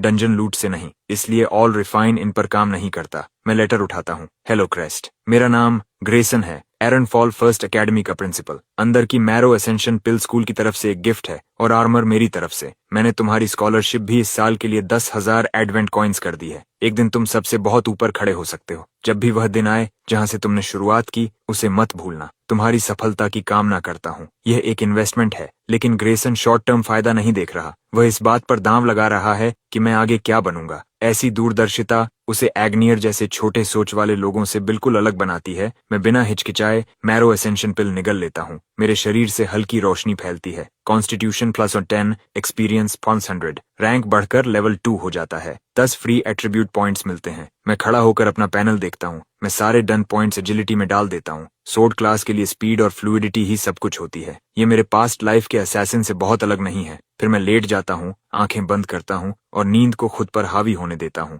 गॉड स्लेयर स्ट्राइक ने मेरे शरीर पर भारी असर डाला है। पूरी ताकत पाने के लिए मुझे आराम चाहिए। जब मैं उठता हूँ तब तक अगली सुबह हो चुकी होती है। जैसे ही मैं आंखें खोलता हूँ, गहरे नीले प्रकाश का एक स्तंभ मुझे घेर लेता है। अगले ही पल मेरा शरीर प्राइमारा से गायब हो जाता है। जब मैं फिर से आंखें खोलता हूँ, एक जंगल में खड़ा हूँ। आसपास की वनस्पति खतरनाक ऊर्जा से भरी हुई है। मैं ब्लड थर्स्ट ब्लेड निकालता हूँ और आगे बढ़ता हूँ। आगे से एक चीख सुनाई देती है। एक फीमेल प्लेयर का शरीर पेड़ों से गिरता है। उसके घाव साफ बताते हैं कि यह किसी कार्निवरस एप का काम है। तभी एक भयानक दहाड़ गूंजती है। एक विशाल और डरावना एप ऊपर से कूदता है। दोनों हाथ जोड़कर हथौड़े की तरह सीधे मेरी तरफ वार करता है। मैं तेजी से साइड स्टेप करता हूँ और मुश्किल से बचता हूँ। मैंने ये पहले ही भांप लिया था। इस मॉन्स्टर ने बॉडी का इस्तेमाल मुझे डिस्ट्रैक्ट करने के लिए किया। मैंने जानबूझकर इसे ऐसा करने दिया और इसके अटैक के लिए कमिट करने का इंतजार किया। मैं तुरंत पलटकर वार करता हूँ और ब्लेड उसके सिर पर मारता हूँ। एक बड़ा घाव बनता है, लेकिन वह गिरता नहीं। वह दहाड़ता है और फिर से मुझ पर हमला करता है। मैं हैरान हूँ। मैंने अभी तक कोई स्किल इस्तेमाल नहीं किया और मेरे पास सिल्वर अपर वेपन है, साथ में मैक्स स्ट्रेंथ और एजिलिटी। एक सामान्य मॉन्स्टर तो अब तक मर जाना चाहिए था। Eye of insight, blood claw ape king, level 3, strength 28, constitution 24, skill ground slam. अब समझ आया, यह सामान्य एप नहीं है बल्कि एप किंग है, इसलिए इसका आकार बाकी सबसे बड़ा है। जैसे ही उसका अटैक गिरता है, मैं गायब हो जाता हूँ और सीधे उसके पीछे प्रकट होता हूँ। फैंटम स्टेप मेरे लेवल पर पूरी इनविजिबिलिटी देता है। इतनी तेज स्पीड की लगभग हर अटैक से बच सकता हूँ, लेकिन यह सिर्फ एक पल के लिए रहता है और इसकी कॉस्ट बहुत ज्यादा है। मैं उसके पीछे आकर ब्लेड को उसके सिर के पीछे से दिमाग तक घुसा देता हूँ। एक परफेक्ट किल। मेरे सामने एक स्क्रीन उभरती है। बीस्ट डिफीटेड, लूट, horizon cut, bronze lower grade skill scroll. बुरा नहीं है, ये सिर्फ ब्रॉन्ज टियर है, लेकिन मेरे क्लास के लिए सही है। तभी ग्लोबल चैनल पर मैसेज आता है। ड्रैकनस फेडरेशन का एक सोर्ड चैनलर फर्स्ट किल हासिल करता है। उसे फर्स्ट ब्लड टाइटल मिलता है। साथ ही ड्रैकनस फेडरेशन के सभी प्लेयर्स को एक हीलिंग पोशन मिलता है और तुरंत हर प्लेयर के हाथ में एक रिकवरी वायल आ जाता है। ग्लोबल चैनल में हलचल मच जाती है। क्या इस साल फर्स्ट किल ड्रैकनस फेडरेशन के प्लेयर ने लिया, और वह भी सोर्ड चैनलर? क्या वह एरन फॉल फर्स्ट एकेडमी का क्रेस्किड हो सकता है, वही देन स्टार वाला? फिर भी इस साल कई सोर्ड चैनलर्स हैं, कोई भी हो सकता है। मेरा स्टेटस पैनल अपडेट होता है। एक नया टाइटल स्लॉट दिखाई देता है। फर्स्ट ब्लड, परमानेंट बोनस, सभी एट्रीब्यूट्स +5। मैं अपने हाथ में पकड़े स्किल स्क्रॉल को देखता हूँ। ब्रॉन्ज टियर है, लेकिन मैं इसे रिफाइन कर सकता हूँ। एक ही ख्याल के साथ स्क्रॉल बदल जाता है। ये सिल्वर टियर स्किल स्क्रॉल बन जाता है। Draw slash, silver lower grade. Blade को शीथ में वापस डालो, मन को केंद्रित करो, एक मोशन, एक कट। मैं खुद को रोक नहीं पाता। एक ही रिफाइन में 2 सब टियर्स की जंप ने अंदर एक्साइटमेंट जगा दी है। मैं इसे तुरंत इस्तेमाल करता हूँ। तकनीक मेरे शरीर में दौड़ जाती है। एक तेज गूंजती ब्लेड की आवाज हवा में भर जाती है और मेरा पूरा शरीर गहरे नीले प्रकाश की एक स्वीपिंग आर्क बन जाता है। एक ही स्मूथ मोशन में साइडवेज कट लगता है। जहां से यह गुजरता है, जमीन पर साफ निशान बन जाता है। आधा मीटर मोटा पेड़ एक ही वार में बीच से कट जाता है। मैं थोड़ा हैरान रह जाता हूँ। एक सामान्य सिल्वर टियर स्किल इतना पावरफुल नहीं होना चाहिए। यह जरूर प्राइमल सोर्ड सोल का असर है। हर सोर्ड टेक्निक की पावर और स्पीड 3 गुना। सच में कुछ अलग ही है। मैं घने जंगल में और अंदर बढ़ता हूँ। रास्ते में कुछ छोटे म्यूटेंट क्रीचर्स आते हैं। सभी बिना मेहनत के कट जाते हैं। जल्दी ही मैं लेवल 4 पर पहुंच जाता हूँ। बाकी न्यूली अवेकेंड प्लेयर्स के मुकाबले मैं पहले ही खतरनाक ऊंचाई पर हूँ। मैं दूर देखता हूँ, ध्यान केंद्रित। Hidden boss crimson rock cavern के पार है और वहां पहुंचने में अभी समय लगेगा। मैं पूरी स्पीड से आगे बढ़ता हूँ। जो भी मॉन्स्टर मिलता है तुरंत खत्म। लूट लगातार बढ़ता है और इन्वेंटरी बढ़ती जाती है। स्लॉटर जारी रहता है और मैं जल्दी ही लेवल 5 पर पहुंच जाता हूँ। रास्ते में कई नए स्किल स्क्रोल्स गिरते हैं। उनमें से एक bronze lower grade sword technique all refine के बाद thunder strike blade art silver mid grade बन जाती है। मैं मुस्कुराता हूँ और स्क्रोल को हाथ में तोड़ देता हूँ। तुरंत बिजली ब्लड थर्स्ट ब्लेड के चारों तरफ लिपट जाती है, जैसे एन्चांटमेंट हो। ब्लेड की शार्पनेस और स्ट्राइकिंग पावर एक लेवल ऊपर चली जाती है। तभी एक ग्रे बैक वाइल्ड वुल्फ झाड़ियों से निकलकर सीधे मुझ पर झपटता है। मैं ब्लेड उठाता हूँ और वार करता हूँ। बिजली एक पल में उसे चीर देती है और वह वहीं गिर जाता है। जैसे ही मैं सोर्ड शीथ करने लगता हूँ, आगे जंगल से एक साथ कई आवाजें गूंजती हैं। मेरी पकड़ टाइट हो जाती है। मैं देखता हूँ, हर दिशा से दर्जनों ग्रे बैक म्यूटेंट वुल्व्स मुझे घेर रहे हैं। तेज पंजे जो इंसान को पल भर में चीर सकते हैं। मेरे शरीर में ठंडी लहर दौड़ती है। इससे बुरा लक नहीं हो सकता। ये कम से कम स्मॉल बीस्ट टाइड है। कोई भी सामान्य टीम यहाँ खत्म हो जाती। एक पल के लिए मैं सोचता हूँ, फैंटम स्टेप मुझे बाहर निकाल सकता है, लेकिन इतना एक्सपीरियंस छोड़ना मैं नहीं चाहता। मैं अपनी जीभ होंठों पर फेरता हूँ। मेरी आंखों में एक भूखी चमक आती है। आई ऑफ इनसाइट से मैं पैक को स्कैन करता हूँ। उनकी एजिलिटी अच्छी है, लेकिन मुझसे कम। मैं लड़ने का फैसला करता हूँ। ब्लड थर्स्ट ब्लेड के साथ हर किल मुझे तुरंत रिस्टोर करता है। अगर मैं पूरे पैक को खत्म कर दूं तो कई लेवल्स बढ़ सकते हैं। मैं गरजता हूं और आगे बढ़ता हूं, ड्रॉ स्लैश एक्टिवेट करते हुए। वुल्व्स डरते नहीं, उनकी संख्या ज्यादा है। जंगल उनकी आवाजों से भर जाता है। मैं वार करता हूं, ब्लेड पर बिजली चमकती है। मेरी मूवमेंट्स इतनी तेज हैं कि ब्लर हो जाती हैं। उनकी स्पीड के बावजूद मेरी सोर्ड्समैनशिप के सामने वे कुछ नहीं। थंडर स्ट्राइक ब्लेड आर्ट और ड्रॉ स्लैश साथ मिलते हैं। उनकी कंबाइंड पावर तेजी से बढ़ती है। कुछ ही पलों में कई वुल्व्स गिर जाते हैं। मेरा एक्सपीरियंस लगातार बढ़ता है। मैं एक मशीन की तरह चलता हूँ। ठंडा चेहरा, लगातार वार, बिना रुके। कुछ ही समय में एक भी वुल्फ बाकी नहीं रहता। तभी पेड़ों के बीच से कुछ और निकलता है। एक विशाल वुल्फ। उसकी फर चांदनी में चमकती चांदी जैसी सफेद। उसका आकार बाकी सबसे बड़ा। ये पूरी तरह अलग स्तर का है। उसकी स्पीड डरावनी है। वह एक पल में दूरी खत्म करता है और मैं रिएक्ट भी नहीं कर पाता कि वह मेरी बांह छू जाता है। दो गहरे घाव बनते हैं। खून बहने लगता है। आधा सेकंड और होता तो मेरा हाथ जा सकता था। आई ऑफ इनसाइट तुरंत सक्रिय होता है। Silverback wolf king level 6। Skills silver claw, fang rip, rapid charge. Wolf king मुझे घेरते हुए घूमता है, अगला वार सेट करता हुआ। मैं उसे घूरता हूँ। मेरा चेहरा शांत है। मैं सोर्ड को शीथ में डाल देता हूँ। फिर मैं आगे बढ़ता हूँ, पहले अटैक करने का फैसला करते हुए, जबकि मैं अभी भी ब्लीडिंग कर रहा हूँ, क्योंकि उस लास्ट एक्सचेंज में ड्रॉ रीच मैक्स मास्टरी हो चुका है और मिड फाइट ही flash draw silver mid grade में अपग्रेड हो गया। मैं ब्लेड को कसकर पकड़ता हूँ। स्पिरिट एनर्जी मेरे हाथ से होकर सोर्ड में दौड़ती है और एक पल में पूरी ब्लेड क्रैकलिंग लाइटनिंग की आर्क से जल उठती है। अगले ही मोमेंट मैं डीप ब्लू लाइटनिंग की एक स्ट्रीक बन जाता हूँ। ब्लेड प्योर लाइट की एक लाइन छोड़ते हुए सीधा कट करती है। ये स्लैश इतना तेज है कि वुल्फ किंग रिएक्ट करने का मौका भी नहीं पाता और जमीन पर गिर जाता है, dead. Wolf king slain. Experience plus 500, flash draw mastery plus 145, thunder strike blade art mastery plus 100 loot, iron cleave, bone splitter, wolf king's heart. बाकी के वुल्व्स जम जाते हैं, फिर पैनिक में आ जाते हैं। जो ज्यादा कावड़ली हैं वो पहले ही मुड़कर भागने लगते हैं। मैं तुरंत उनका पीछा करता हूँ, पैक के बीच फैंटम की तरह मूव करते हुए। एक भी नहीं बचता। हर एक वुल्फ मेरी ब्लेड से गिरता है। मेरा लेवल सीधा 10 तक जंप कर जाता है। इसकी स्पीड अनमैच्ड है। Rank up quest slay the guardian of crimson rock cavern. Reward advance to first rank blade saint. जब ऑर्डिनरी प्लेयर्स अपना रैंक अप क्वेस्ट कंप्लीट करते हैं तो वो अपनी फर्स्ट ट्रू क्लास चूज कर सकते हैं। Sword shield fighter,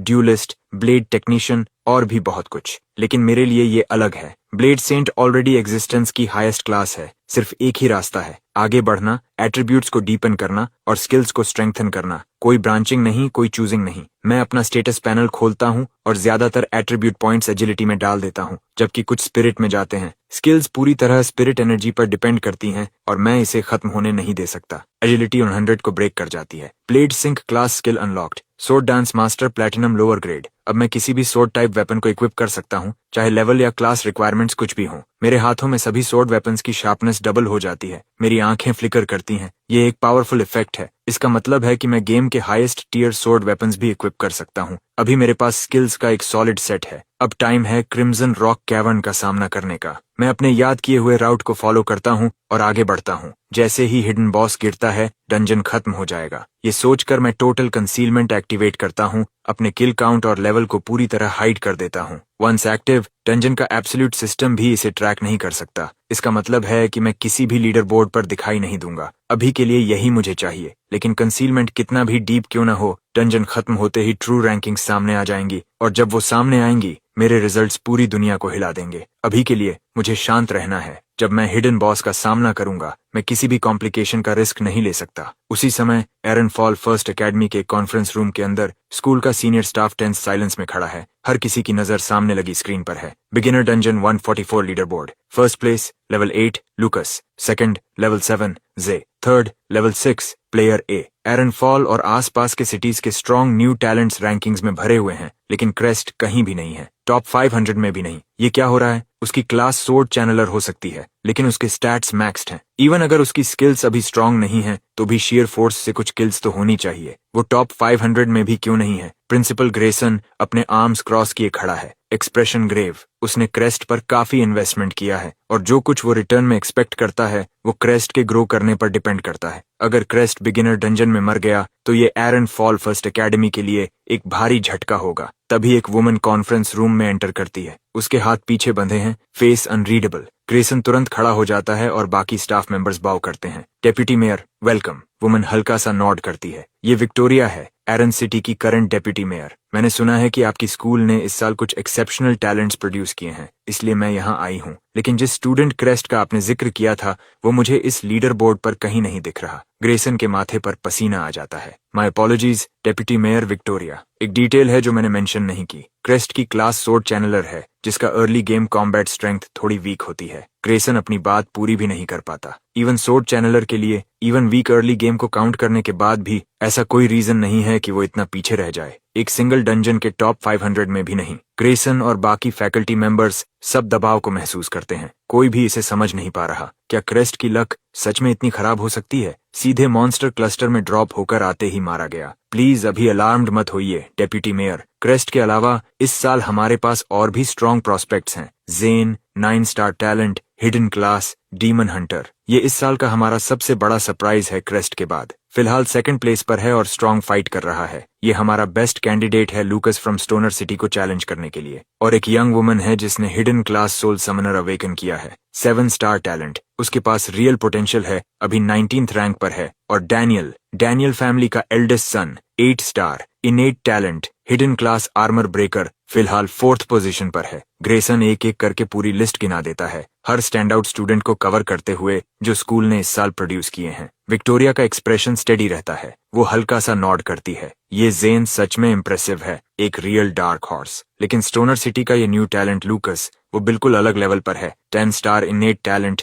hidden class blade berserker. वो इस जनरेशन का डिफाइनिंग जीनियस है। मैं सिर्फ इतना चाहती हूँ कि एरन फॉल से कोई एक प्लेयर उसके साथ पेस बनाए रखे, या कम से कम बहुत पीछे ना रहे। अगर इस साल एरन फॉल बॉटम पर फिनिश करता है तो अगले साल पिलर अलायंस ज्वाइन करने की एलिजिबिलिटी खो देगा। ये कहते हुए विक्टोरिया की आंखों में हल्की चिंता दिखती है। और ठीक उसी मोमेंट मैं डंजन के अंदर गहराई में हूँ, अपने रास्ते में आने वाली हर चीज को काटता हुआ, जब तक कि मैं आखिरकार क्रिम्सन रॉक कैवन के एंट्रेंस तक नहीं पहुंच जाता। बिना किसी वार्निंग के गॉब्लिन्स का एक क्लस्टर कैवन से बाहर दौड़ता हुआ आता है। छोटे बदबूदार क्रीचर्स, ब्लेड के कुछ लाइटनिंग लेस्ड स्विंग्स, और वो कुछ कर भी पाते उससे पहले ही सब खत्म हो जाते हैं। फिर अंदर से एक थंडरस क्रैश गूंजता है और एक मैसिव शेप अंदर से बाहर फटकर निकलती है। मसल्स कॉइल्ड आयरन चेन्स जैसे, डीप ग्रीन स्किन, लिजर्ड और गॉब्लिन का हाइब्रिड, मैसिव और ब्रूटिश, लेकिन अपने छोटे किन जितना कनिंग नहीं। गॉब्लिन वॉर चीफ अपने गिरे हुए किन की बॉडीज को देखता है और एक ऐसी हाउल निकालता है जो हवा को हिला देती है। वो चार्ज करता है, उसके massive clubs wide sweeping arc में घूमते हुए। मैं अपना एक्सप्रेशन स्टेडी रखता हूँ, मूवमेंट्स काल्म। एक हल्के प्रिसाइज स्टेप से साइड में स्लिप करता हूँ। इस वॉर चीफ का strength stat off the charts है, थिक स्किन, और गिराना आसान नहीं। मुझे अपनी एजिलिटी का इस्तेमाल करना होगा उसे वेयर डाउन करने के लिए, खत्म करने से पहले। पहला स्ट्राइक मिस करने के बाद भी वॉर चीफ नहीं रुकता। वो लगातार चार्ज करता रहता है, क्लब जमीन पर स्मैश करते हुए, हर डायरेक्शन में डिब्री उछालते हुए, एक एक करके पेड़ों को गिराता हुआ। मैं पूरी तरह कंपोज्ड रहता हूँ। चाहे वॉर चीफ कैसे भी अटैक करे, वो मुझे हिट नहीं कर सकता, मेरी स्लीव का किनारा तक नहीं छू पाता। धीरे धीरे वॉर आर्चीफ की स्टेमिना खत्म होने लगती है। वो गरजता है और अपना स्किल यूज करता है। अगले ही पल उसके मुंह से वेनम का एक टॉरेंट टेरिफाइंग स्पीड से निकलता है। जिस भी पेड़ को वो छूता है वो मुरझा जाता है, लीव्स सूख कर गिर जाते हैं। मैं बिना झिझके उसका सामना करता हूँ। लाइटनिंग ब्लड थर्स्ट ब्लेड में भर जाती है। मैं फ्लैश ड्रॉ एक्टिवेट करता हूँ और सीधे उसके सामने चार्ज करता हूँ, एक सुइसाइडल चार्ज। कोई भी ह्यूमन बॉडी इतने कॉन्सेंट्रेटेड वेनम को सर्वाइव नहीं कर सकता। वॉर चीफ के अगली फेस पर एक ग्रोटेस्क स्माइल आ जाती है, लेकिन अगले ही पल वो स्माइल गायब हो जाती है, क्योंकि उसी फ्रैक्शन ऑफ अ सेकंड में मैं फैंटम स्टेप एक्टिवेट करता हूँ।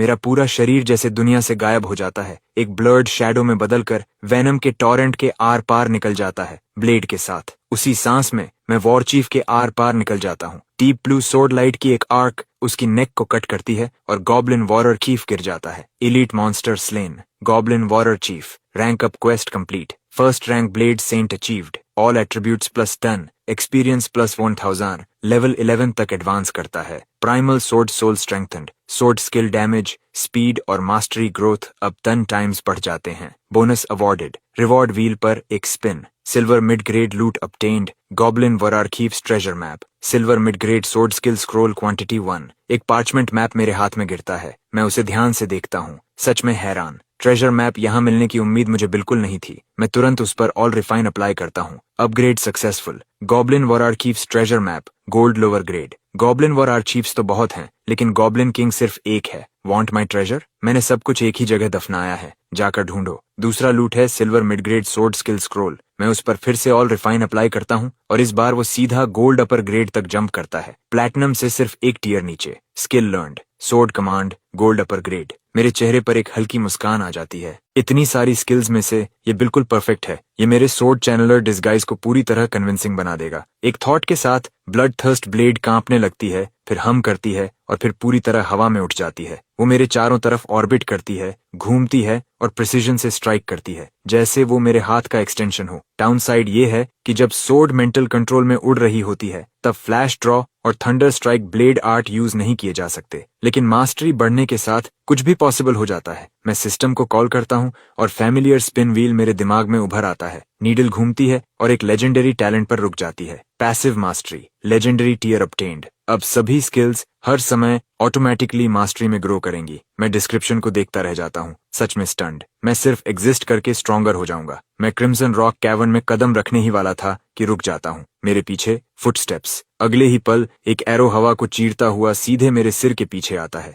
मैं हल्का सा सिर झुकाता हूँ और एरो साफ मिस हो जाता है। मेरी आंखों में कोल्ड किलिंग इंटेंट चमक उठती है। उस एरो की क्राफ्ट्समैनशिप से साफ है ये ह्यूमन एम्बुश है। 4 फिगर्स अंडरग्रोथ से बाहर आते हैं, हर एक अलग वेपन के साथ। एक आयरन वैनगार्ड, एक रेंजर और 2 मेजेस। और उनमें वो भी है जिसे देखने की उम्मीद मुझे सबसे कम थी, ब्रूटो। हर जगह में, हर इंसान में वही ब्रूटो। उसके चेहरे पर विशियस ग्रिन फैल जाती है। वो इस मोमेंट की कल्पना तब से कर रहा था जब वो हारा था। अगर डंजन में कभी मेरा सामना हुआ तो वो क्या करेगा? क्या लकी ब्रेक है? ब्रूटो की आंखों में खुला किलिंग इंटेंट जल रहा है। उसके टीममेट्स वेपन्स उठा लेते हैं और कॉम्बैट स्टैंस में आ जाते हैं। तुम सच में सोचते हो कि तुम कुछ लोग मुझे गिरा दोगे? मैं ग्रुप को स्कैन करता हूँ। मेरी आवाज फ्लैट और पूरी तरह काल्म है, डर का कोई निशान नहीं। बॉस, ये आसान नहीं लग रहा, एक मेज नर्वस होकर बोलता है। उसके पास खड़ी रेंजर ठंडी हंसी छोड़ती है। फ्लोरा, टेंशन मत लो, ये बस दिखावा कर रहा है। क्रेस्ट, साफ सुन लो, ब्रूटो पहले ही लेवल 7 पर है, हम बाकी लेवल 5 पर हैं और हर एक के पास 2 स्किल्स हैं। तुम जैसे सोर्ड सॉवरेन क्या कर लोगे? मैं बस मुस्कुरा देता हूँ। खुद ही देख लो।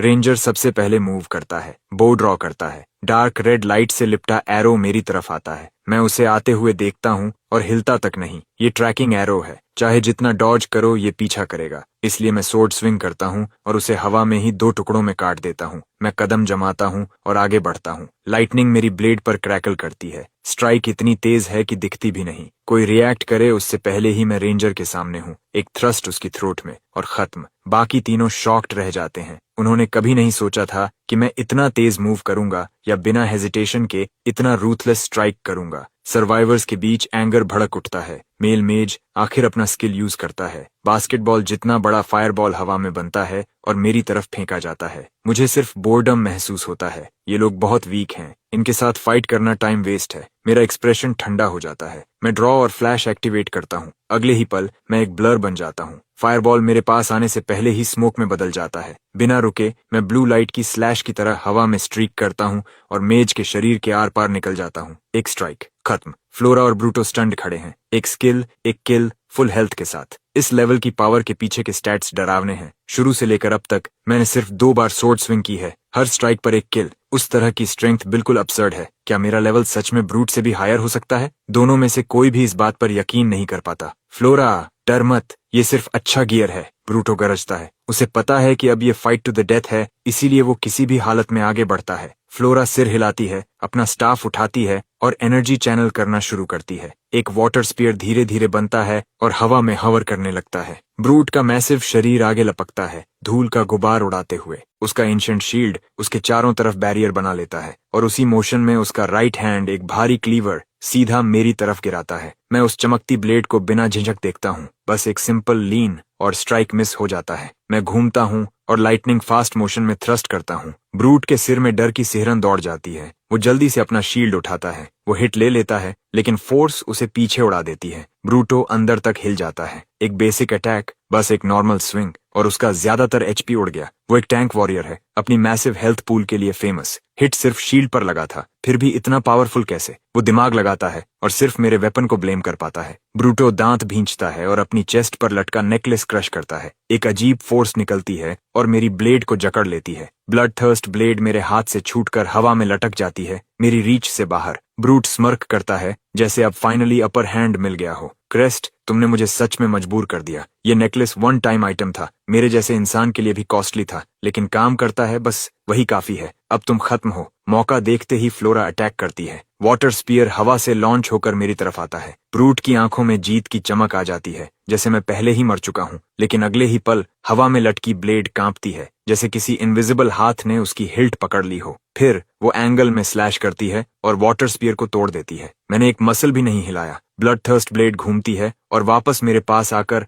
हवा में शांत हवर करने लगती है। ब्रूटो का चेहरा पत्थर जैसा सफेद पड़ जाता है, उसकी आवाज कांपती है। ये लेट गेम स्किल है क्रेस्ट के पास अभी कैसे? मेरा एक्सप्रेशन बर्फ जैसा ठंडा है। मैं दूर से ब्रूटो की तरफ इशारा करता हूँ। ब्लड थर्स्ट ब्लेड एक काले साए की तरह उसकी तरफ शूट करती है। ब्रूटो डेस्परेट होकर रेजिस्ट करता है, 2 ब्लॉक्स मैनेज करता है, लेकिन ब्लेड आखिर उसकी थ्रोट तक पहुंच जाती है। मरते वक्त भी उसकी आंखों में शौक जमी रहती है। आखिरी बची फ्लोरा का चेहरा पूरी तरह सफेद हो जाता है और वो जमीन पर गिरकर कांपने लगती है। मैं गलत थी, प्लीज मुझे मत मारो, मैं कुछ भी करूंगी। लेकिन मैं उसे देखता हूँ और बस सिर हिला देता हूँ। कुछ गलतियां वापस नहीं ली जा सकती। मैं अपनी ब्लेड उठाता हूँ और उसे खत्म कर देता हूँ। 4 मैन स्क्वाड को हराने पर प्लस 288 एक्सपी, लेवल 12। मैं स्कारलेट रॉक कैवर्न की गहराई की तरफ मुड़ता हूँ। अब अंदर जाने का वक्त है। अंदर पूरा अंधेरा है, बैट्स के झुंड शैडोज में उड़ते हैं, माहौल बेहद अनसेटलिंग है। मैं गॉब्लिन किंग्स ट्रेजर मैप निकालता हूँ और उसे ध्यान से देखता हूँ। प्लान साफ है, पहले लूट फिर हिडन बॉस। मैं मैप के कोऑर्डिनेट्स फॉलो करता हूँ। म्यूटेंट फ्रॉग्स और कभी कभी डार्क फेदर और क्लॉ मुझ पर अटैक करते हैं,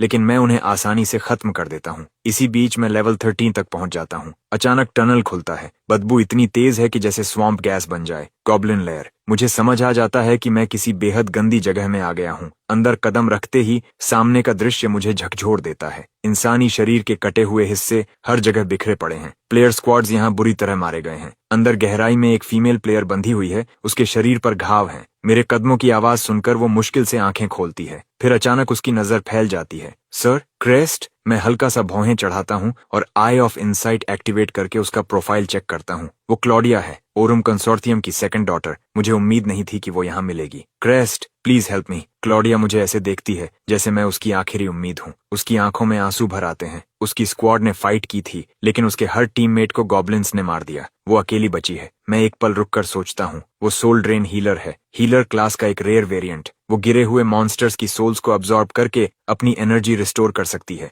फिर उसी सोल एनर्जी से अपने एलाइज के वुंड्स हील करती है। हिडन बॉस के खिलाफ फाइट ब्रूटल होने वाली है। मेरे साथ एक स्ट्रॉन्ग सपोर्ट हो तो फर्क पड़ सकता है। मैं तुम्हें यहाँ से निकाल सकता हूँ, मैं कहता हूँ, लेकिन एक कंडीशन है। मेरी स्क्वाड ज्वाइन करो और मेरे ऑर्डर्स फॉलो करो। कोई सवाल नहीं। क्लॉडिया एक पल भी नहीं सोचती। उसका सिर तेजी से हिलता है, जैसे वो अपनी जान बचाने के लिए नॉड कर रही हो। क्लॉडिया स्क्वाड ज्वाइन कर लेती है। मैं लीडर सेट हो जाता हूँ। मैं ब्लेड उठाकर उसके बंधे रोप्स को काट देता हूँ। वो कुछ देर स्ट्रगल करती है, फिर किसी तरह खड़ी हो पाती है। उसके शरीर पर रेड रोप मार्क्स हैं, चेहरा पीला है, आंखें लाल हैं। वो मुझे ऐसे देखती है जैसे मैंने उसकी दुनिया बचा ली हो। जो कुछ उसके साथ हुआ है वो भयानक है। गॉब्लिन्स ने कैप्चर किया, फिर आखिरी मोमेंट पर रेस्क्यू हुई। कोई भी इस हालत में टूट सकता है। क्रेस्ट, चलो यहाँ से निकलते हैं, क्लॉडिया घबरा कर कहती है। उसकी आंखें चारों तरफ घूम रही हैं। यहाँ एक गॉब्लिन चीफ है, उसी ने मेरी टीम को मारा। वो बाहर की आवाज सुनकर गया है, लेकिन कभी भी वापस आ सकता है। मैं उसे बीच में रोकता हूँ। चिंता मत करो, मैं उसे पहले ही मार चुका हूँ।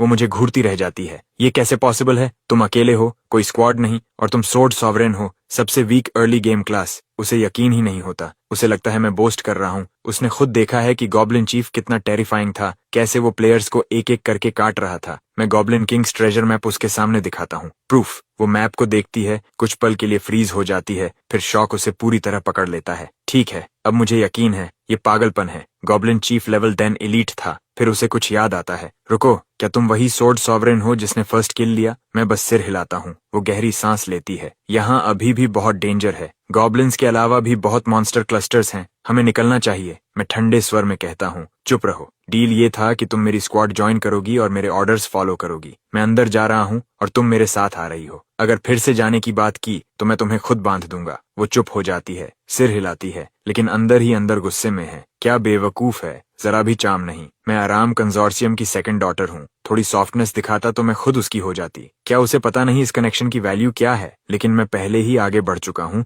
पीछे देखे बिना कैवर्न की गहराई में जाता हुआ। वो चारों तरफ देखती है। चारों तरफ पिच ब्लैक अंधेरा, डरावना माहौल। उसके पास कोई चॉइस नहीं। वो जल्दी से मेरे पीछे आकर मेरे साथ ही रहती है। हम कई घंटों तक आगे बढ़ते हैं। मॉन्स्टर्स वेव्स में आते हैं, लेकिन मैं उन्हें आते ही काट देता हूँ। क्लॉडिया बिना कुछ किए एक्सपी गेन कर रही है। एक बार स्मॉल बीस्ट टाइड हमला करता है। मैं उसे अकेले ही संभाल लेता हूँ, बिना मेहनत के, लगभग बिना चोट के। क्लॉडिया सब कुछ देख रही है। उसका मुंह खुला रह जाता है। अब उसे पूरी तरह यकीन हो गया है, अगर मैं उसका एनिमी होता तो वो बचती ही नहीं। मैं उसके पास जाता हूँ। खड़ी क्या हो, मुझे हील करो। क्लॉडिया तुरंत स्किल एक्टिवेट करती है। वायोलेट लाइट उसकी हथेली में चमकती है और मेरे अंदर बह जाती है। मेरे आर्म के वुंड्स कुछ ही सेकंड्स में ठीक हो जाते हैं। ब्लड थर्स्ट ब्लेड में थोड़ी हीलिंग एबिलिटी है, लेकिन बहुत कम। एक प्रॉपर हीलर के सामने कुछ नहीं, इसलिए मैं उसे साथ लाया हूँ। तुम्हारा लेवल क्या है? तुम्हारी वजह से अभी 10 पहुंची हूँ। मेरा क्लास एडवांसमेंट क्वेस्ट आ गया है। मुझे एक एलीट मॉन्स्टर मारना होगा। वो नर्वस होकर कहती है, ठीक है, मैं करवा दूंगा। तुम सोल में एडवांस करोगी?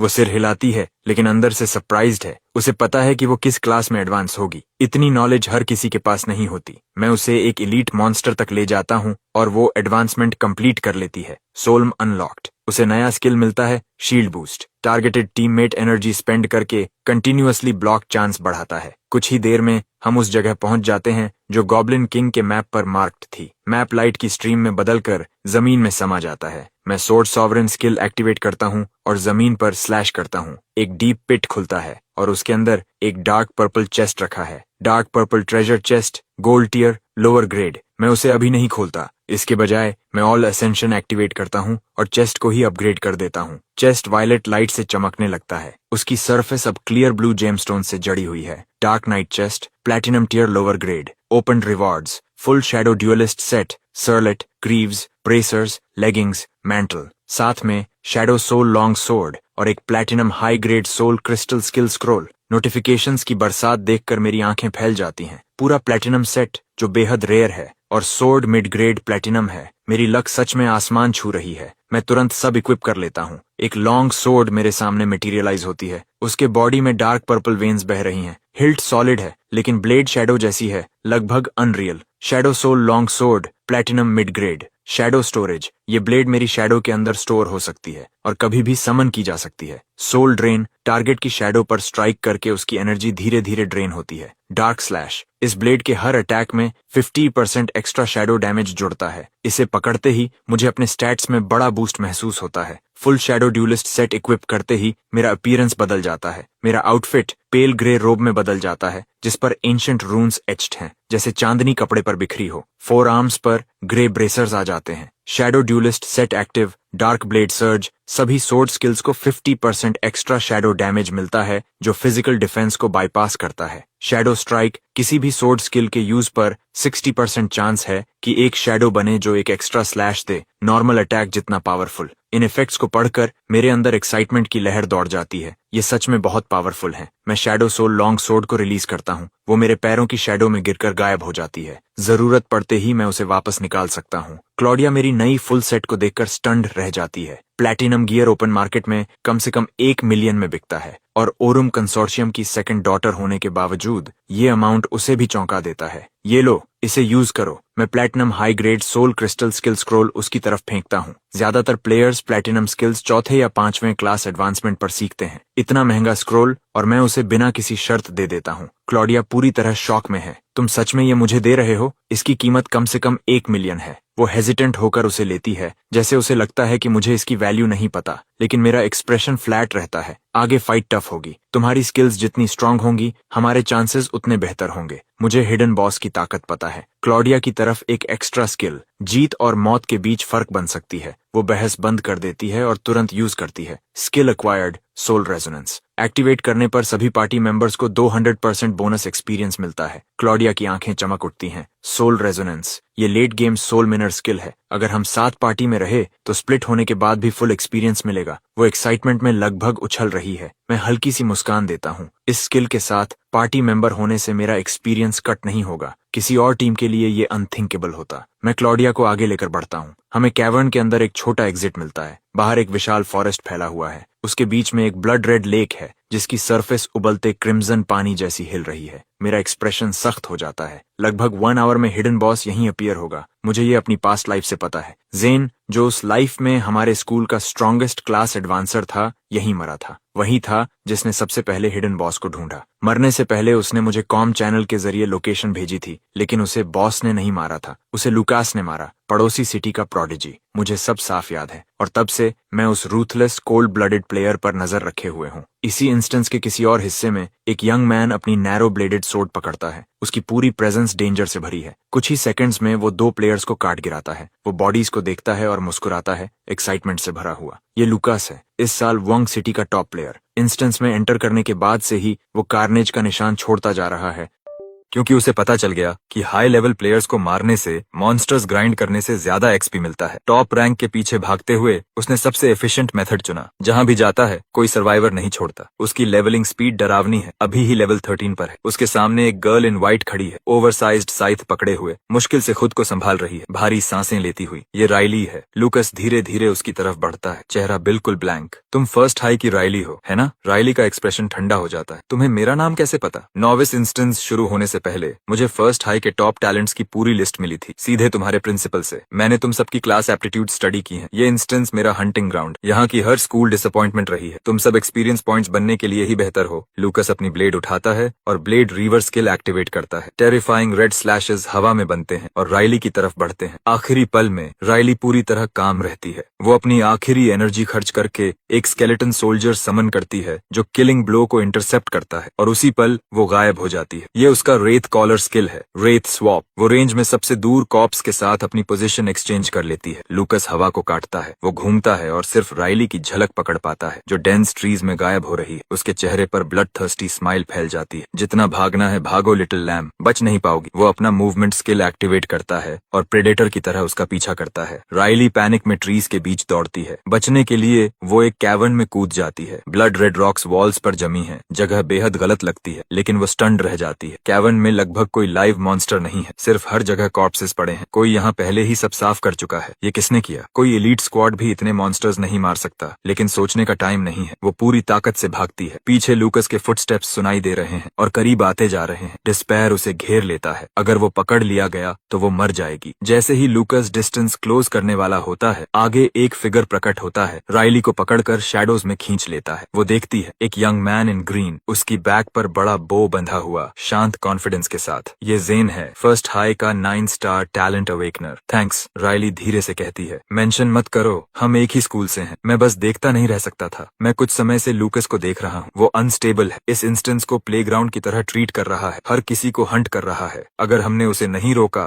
तो फर्स्ट हाई को और नुकसान होगा। राइली सोचती है, जेन सही है। एक शैडो रेंजर होने के नाते मिली में ब्लेड रीवर से भिड़ना सुसाइड होगा। सही मौका मिलने का इंतजार करना ही एकमात्र तरीका है। तुम्हारा लेवल 10। जेन, मैं क्लास एडवांसमेंट पर काम कर रहा हूँ। मुझे एक एलीट टियर बीस्ट मारना है। राइली शॉक्ड है। इतनी तेज लेवलिंग, शायद ये लूकस को हरा सकता है। मैं तुम्हें पूरा सपोर्ट दूंगी। हमारे क्लासमेट्स का बदला लेने में मदद करो। राइली की आंखों में स्टेडी रिजॉल्व है। मेरे पीछे आओ, ये फाइट करने की सही जगह नहीं है। जेन तुरंत आगे बढ़ता है, राइली उसके पीछे। दौड़ते हुए जेन मुझे मैसेज भेजता है, हे क्रेस्ट, मैं जेन, क्लास 4 से। लूकस ब्लेड रीवर हमारे स्टूडेंट्स को हंट कर रहा है, उससे दूर रहना। वो अभी क्रिम्सन लेक जोन में है। Message send. जेन और राइली तेजी से आगे बढ़ते हैं, लेकिन ज्यादा दूर नहीं जा पाते कि क्रिम्सन लेक के किनारे उनके सामने ब्लेड एनर्जी का एक स्ट्रीक रास्ता काट देता है। वो मुड़ते हैं। लूकस उनकी तरफ आ रहा है, एक्सप्रेशनलेस। क्या सच में लगा कि मुझसे बच जाओगे? एक बार मेरी ब्लेड तुम्हें छू जाए तो मैं ब्लेड एनर्जी से तुम्हारी लोकेशन ट्रैक कर सकता हूँ। उसकी नजर राइली पर टिक जाती। अब भागना पॉसिबल नहीं। जेन का एक्सप्रेशन सख्त हो जाता है। वो अपना बो उठाता है। जेन का बो देखकर लूकस की आंखों में चमक आ जाती। शैडो रेंजर, तो तुम ही हो जेन, फर्स्ट हाई का 9 स्टार टैलेंट। वो अपने होंठ चाटता है। उसकी आंखों में हंगर चमक रही है। तुम जैसे टैलेंट को अब तक लेवल 10 पर होना चाहिए। तुम्हें मारकर मैं लेवल 14 इंच किलो पहुंच जाऊंगा। वो चार्ज करता है। जेन का किलिंग इंटेंट उभरता है। वो एक के बाद एक एरो छोड़ता है, हर एक ठंडी तेज रोशनी से चमकता हुआ। लेकिन जैसे ही एरोज करीब आते हैं, लूकस जरा भी नहीं हिलता। वो अपनी ब्लेड घुमाता है और हर एरो को हवा में ही 2 हिस्सों में काट देता है। राइली भी अटैक करती है। अपनी एनर्जी खर्च करके 3 स्केलेटन आर्चर्स समन करती है, जो अपने मेकशिफ्ट बोज के साथ आगे बढ़ते हैं। लूकस बिल्कुल भी प्रभावित नहीं होता। वो एक सैवेज क्लीविंग स्किल एक्टिवेट करता है। एक पल में कई ब्लेड फैंटम्स बनते हैं। 5 ओवरलैपिंग स्लैशेस हवा को चीरते हैं। तीनों स्केलेटन सोल्जर्स तुरंत खत्म हो जाते हैं। ये देखकर जेन तुरंत अपना स्ट्रॉन्गेस्ट स्किल यूज करता है। Skill seal strike, bronze high grade. जिस टारगेट को ये हिट करता है, उसके नॉर्मल स्किल्स कुछ समय के लिए लॉक हो जाते हैं। मर्क्यूरी जैसी एरो सीधी लूकस के थ्रोट की तरफ जाती है, लेकिन लूकस डॉज नहीं करता। बुरा नहीं, लेकिन ये हिट नहीं होगा। वो ठंडी हंसी हंसता है, अपनी ब्लेड सीधी खड़ी करता है और उसे लाइट की स्ट्रीक की तरह लॉन्च करता है। एरो को बीच से काट देता है। जेन स्टन्ड रह जाता है। उसका स्ट्रॉन्गेस्ट स्किल इतनी आसानी से टूट गया। क्या 10 स्टार और 9 स्टार टैलेंट के बीच गैप इतना बड़ा है? जेन दूसरा एरो चढ़ा भी नहीं पाता कि लूकस पहले ही उसके सामने पहुंच जाता है। ब्लेड सीधा उसके चेस्ट में घुसती है। राइली ये सब हॉरर में देखती है। उसका चेहरा पूरी तरह सफेद पड़ जाता है। उसकी आंखों में गुस्सा भर जाता है। वो अपना फुल मून साइथ उठाकर लूकस पर वार करती है। लूकस घूमता है और अपनी ब्लेड उसके शोल्डर पर गिराता है। वो साइथ से ब्लॉक करती है, लेकिन फोर्स उसे पीछे फेंक देता है। वो खून खांसती है, अब लड़ने की हालत में नहीं। लूकस उसे ठंडी नजर से देखता है। इतने वीक, मैंने सोचा था मजा आएगा, लेकिन तुम सब तो छोटे प्लेयर्स हो। मेरा टाइम वेस्ट, अब खत्म हो जाओ। लूकस की आंखें अंधेरी हो जाती। वो धीरे धीरे राइली की तरफ बढ़ता है। उसका HP लगभग खत्म है। एक और स्ट्राइक और सब खत्म। वो दांत भींचती है, आंखों में गुस्सा जल रहा है। वो मरना नहीं चाहती, लेकिन उसके पास कोई ताकत नहीं बची। जेन भी उसकी वजह से इसमें फंसा। गिल्ट और डिस्पेयर उसे घेर लेते हैं। तभी दूर से एक सोर्ड क्राई गूंजती है। एक ब्लेड लाइट की तरह उड़ती है और एक पल में उस ब्लड रेड अटैक को तोड़ देती है जो लूकस ने अभी लॉन्च किया था। उसकी ताकत इतनी ज्यादा है कि लूकस खुद पीछे फेंक दिया जाता है। वो 3-4 कदम पीछे खिसकता है, मुश्किल से खुद को संभालता है। उसके चेहरे पर शॉक साफ दिखता है। कोई न्यू कमर उसकी ब्लेड एनर्जी को सीधे ओवरपावर नहीं कर सकता। डस्ट हटती है। ग्रे रोब्स में एक यंग मैन पेड़ों से बाहर आता है। उसकी एक उंगली हल्की सी मुड़ती है। डार्क ब्लड थर्स्ट ब्लेड घूमती हुई वापस आकर उसके पास हवर करने लगती है। मैं सामने का सीन काम नजरों से देखता हूँ। एक पल में सिचुएशन समझ आ जाती है और एक चीज मुझे सरप्राइज करती है, राइली भी यहाँ है। लगता है इस लाइफ में सब कुछ पहले जैसा नहीं होगा। क्रेस्ट, राइली की आवाज कांपती है। उसकी आंखें लाल हैं। उसे खुद यकीन नहीं हो रहा कि ये सच है। मैं हूँ। मैं आगे बढ़कर उसके चेहरे से खून धीरे से साफ करता हूँ। मेरी आंखों के पीछे एक क्वाइट किलिंग इंटेंट जागता है। राइली की इंजरीज सीरियस हैं। अगर मैं थोड़ा भी देर करता